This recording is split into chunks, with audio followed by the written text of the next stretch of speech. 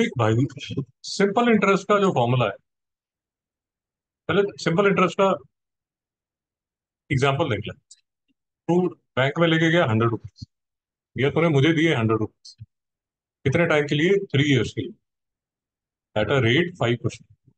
ठीक है, सबसे सिंपल काम। तू मेरे पास लेके आया और मैं तुझे बोला कि मैं तुझे सिंपल इंटरेस्ट दूंगा। अब सिंपल इंटरेस्ट के हिसाब से ये जो 100 रुपीज है, लेट अस अज्यूम टू मेरे पास 1 जनवरी 2024 पे आया। तो 1 जनवरी 2024, 1 जनवरी 2025,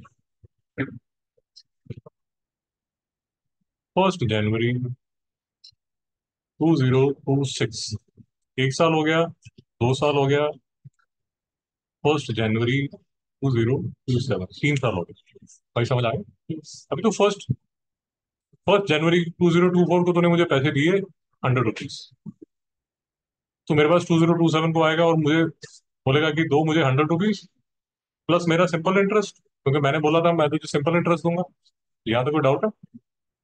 अब मैं तुझे सिंपल इंटरेस्ट दूंगा, इसमें जो फॉर्मूला यूज करूंगा वो यूज करूंगा 100 × 3 × 5/100, मतलब principal into rate into time by 100। कोई डाउट है? तो मैं बोलूंगा कि देख भाई, तेरा जो सिंपल इंटरेस्ट है 15 रुपए हुआ, तो I will return you 100 rupees plus 15 rupees equal to 115। ठीक है, बात खत्म। अब लेट अस अज्यूम कि तू मेरे पास आता है, 100 रुपीज मुझे देता है, 5% इंटरेस्ट 3 सालों के लिए। बट आई टेल यू कि I will pay you compound interest. यहाँ तक समझ आ गया?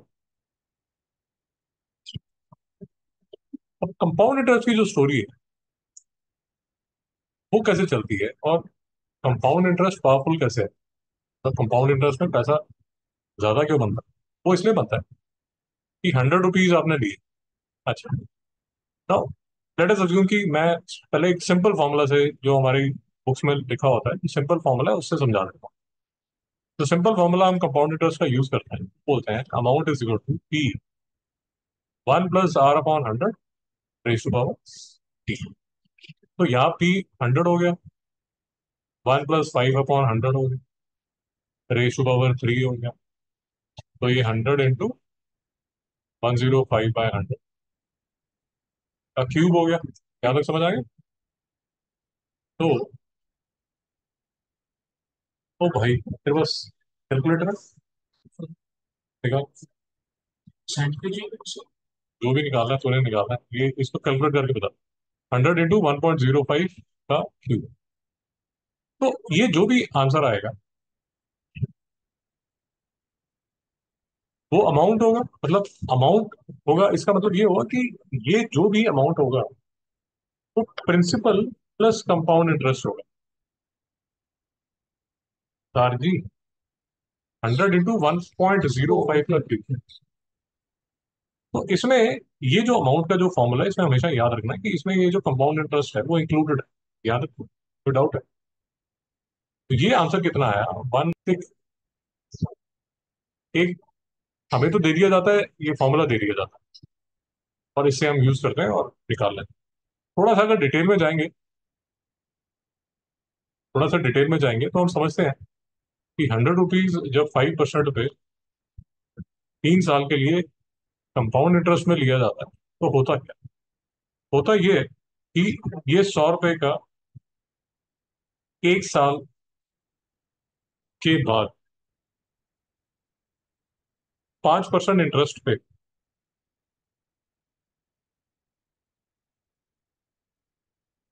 जो इंटरेस्ट जनरेट होगा वो होगा 5 रुपए। यहां तक कोई डाउट है? 1 साल में जो इंटरेस्ट बनता है वो बनता है ये जो इंटरेस्ट है ये 1 साल का, ये जो इंटरेस्ट है वो इसमें ऐड कर दिया जाता है, तो ये बन गया 105 रुपए। नहीं समझ में आया? ये मैं बता रहा हूँ कि कंपाउंड इंटरेस्ट में होता क्या है। ओके, समझ गया। कंपाउंड इंटरेस्ट में पर ईयर। ये मैं बता रहा हूँ कि कंपाउंड इंटरेस्ट में होता क्या। अब देखिए, क्योंकि आपको आगे जो चैप्टर 2 है विदाउट यूजिंग द फॉर्मूला, उसमें ये सब टेक्निक यूज करें, वो अभी समझ लीजिए। अब 100 रुपये आपने एक साल, जो पहला साल है, पहला साल में आपने 5 रुपये इंटरेस्ट बनाया, वो आपके प्रिंसिपल में ऐड हो गया।